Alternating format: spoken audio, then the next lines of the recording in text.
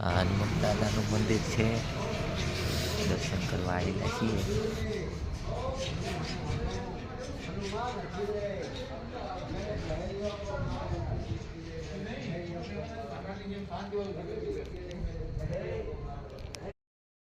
આ અમારા દૂધખા ગામની નિશાળ છે છોકરાઓની.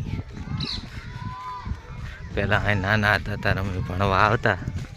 હવે તો નિશાળ એ બદલી ગઈ છે. પહેલાં તો પતરાવાળી હતી, જૂની નિશાળ હતી.